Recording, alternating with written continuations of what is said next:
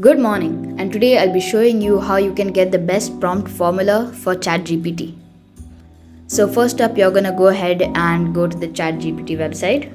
So now before I start, I would like to inform you about the 6 main topics which we're going to be covering in this video. So the first topic is the task, and the second topic is the context, the third is exemplars, fourth is persona, format, and then tone. Let's start off with something called task. So now obviously you're gonna have to give ChatGPT a task or it's not going to be able to do anything. But you have to be specific about what you want, and you have to make sure about the type of keywords you're using within your task and what type of word you're starting with. Let's say if you do can you make or can you do. Now, if you use any of these advanced words such as generate or create, it's going to give you a better answer because it'll have more of an understanding of exactly what to do.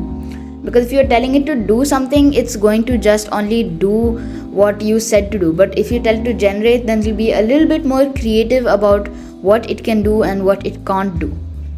So now we move on to the second topic. The second topic is context. So now you're going to need to give it a little bit of context of what it has to do and a little bit of more extra information so that it can comprehend about what you exactly want. So I have told it to give me some examples of cat breeds. Now I have said, can you give me some examples of cat breeds? Notice that I have used can you. Now when I hit enter, it's going to give me some responses. Number 1, Maine Coon, known for their larger size, stuffed ears, and bushy tails. Siamese, sleek, elegant, and striking blue almond-shaped eyes. Okay, so it's giving you some answers, but now you haven't really told it what you exactly want. So instead, if you use generate a list. Now make sure that you see I've used the word list. Now this is a keyword so that we'll know how to do. Now if let's say generate a table so that it's more easier for you to read or see. Let's say generate a table of orange colored cat breeds. So now you've given some information, but instead you can give it even more. You can tell it, give me the top 10 of your choice and the most common ones. So now you're getting these in a table like structure such as this. Now you see it's giving you in a proper table like you suggested. Common types, red tabby, orange tabby, solid red tabby. So it's giving you all of these types of colors of the cat. Now it's giving you also the cat breed listed so that you are not getting confused. It's giving you the features and the things which makes it stand out from the other things. Now when you look at the older one, now if you read this, you're not gonna look like you want to read all of this because this looks like so much to read. But now if you just look at this is extremely simple and you can find out anything in less than a second. Okay, so let's find out about the Persian cat. Its common types of colors are red or orange solid or a red tabby cat. Their unique features is long fur, flat face, and calm temperament. So now it's given you a good answer what you were looking for. And now that is because you've used the task and you've given it a context. But now we move on to something called exemplars. So let's say we want an example of something. So let's say I'm making a timetable. Now if you just tell make a timetable for a 10th grader, it's going to give you a timetable. It's going to give you in a table form because I have already told it to generate responses in table form. Now that's just going to be giving like this, 8 to 8:45 a.m. Mathematics. So it's giving you all of this, nice, neat and tidy things. But maybe you don't want it to be this way. Let's say you want it a little bit more adjusted to your lifestyle or to your how you like things to be. Let's say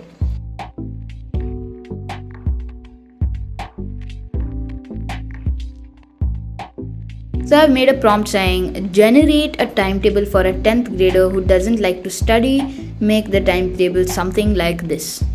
So now notice I've used the task, the context. So now I'm gonna give it an exemplar so it knows what to do. So I've written 7 to 8 a.m. is math.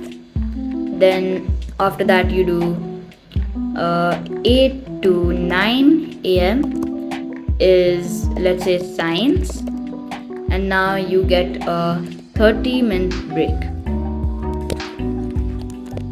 Now when you've given it the example, you need to end it off with another sentence. Make it something like this, and now you can just put an arrow so that it knows. Now when you hit enter, you're gonna get a more straightforward for what you want, because over here it ended at, let's say you did 45 minutes. You did how much time of studying? 45 minutes. That's 1.5 hours, then 2 hours, 3 hours, 4 hours. After 4 hours you got your break. But now I want my break after every 2 hours, because I have studied from continuously till 7 till 9 a.m. So now I want a 30-minute break. So I'm gonna hit enter.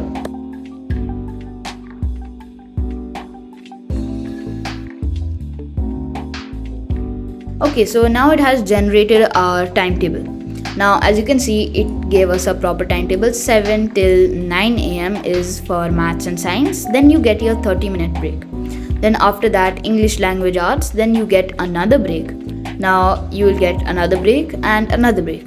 Now you can see after each hour or each 2 hours, you're getting some free time or a break or for some any extracurricular activities.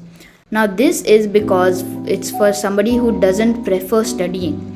Now if they don't prefer studying and they have to study for so much time, they're not gonna actually be able to do anything or understand anything. That's why, so that in order to maintain the discipline, and so that the person can still think and understand the concepts well, it has given him enough time to have a break and to clear off his mind. Now we're gonna move on to something called format. Now formatting is when you just close your mind and think of what your end result should be. Now this is so that you yourself know what you're doing and you yourself understand what you're going to do, how is it going to be done, why are you exactly doing it, what's the purpose of it. So when you think of all of that, you're gonna 100% sure you're gonna find something which you can make better in your prompt. Let's say I said generate a timetable for a 10th grader who doesn't like to study. Make the timetable something like this. I gave it the context, I gave it the exemplar, I told it what to do.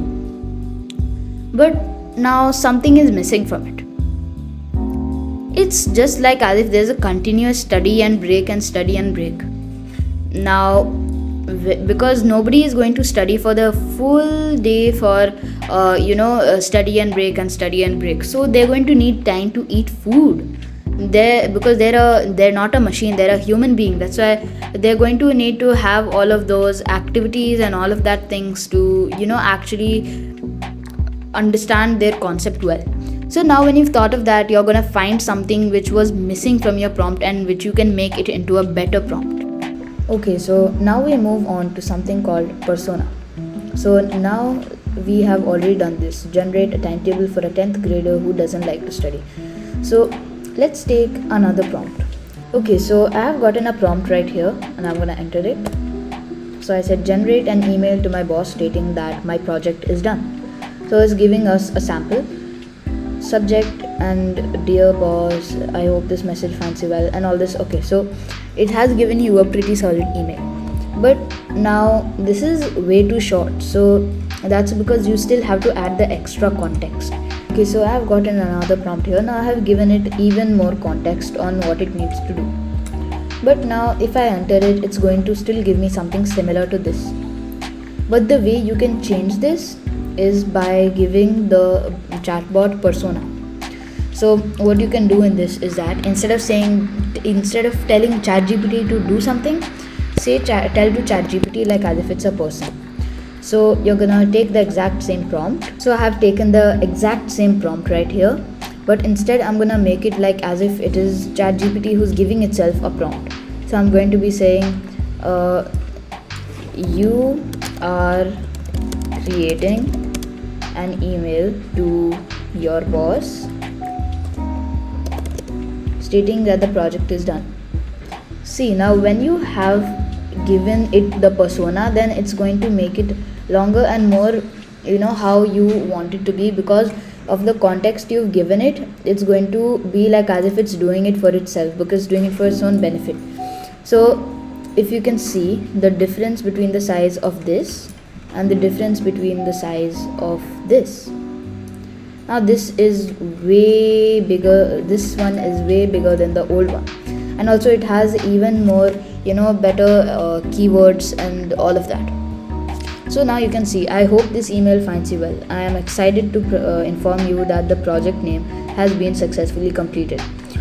Now we move on to something called tone. Now let's say we are writing email to our boss. Now this is an informal email. So there are a list of keywords which you can use to make your prompt even more better. Let's say you want the email to be in a friendly way, or let's say it should be clear and concise of exactly what it should be. Okay, so I have taken another prompt here in which I said you want to be taken seriously, so that you are going to make the email clear and concise and use good vocabulary.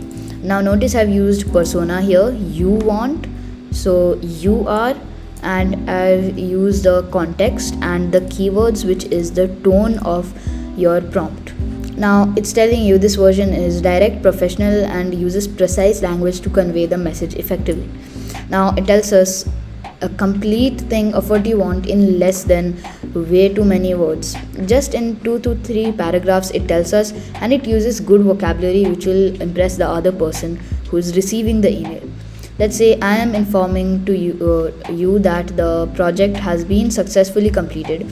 All project objectives have been met and the deliverables are finalized to the standards we set. So now these 6 things were the only things which you require for the perfect prompt formula for ChatGPT. Now if you have any question or anything, you can go ahead and ask it from ChatGPT, and it will give you the perfect response which you are looking for. So thank you, and I hope you learned something new in today's video.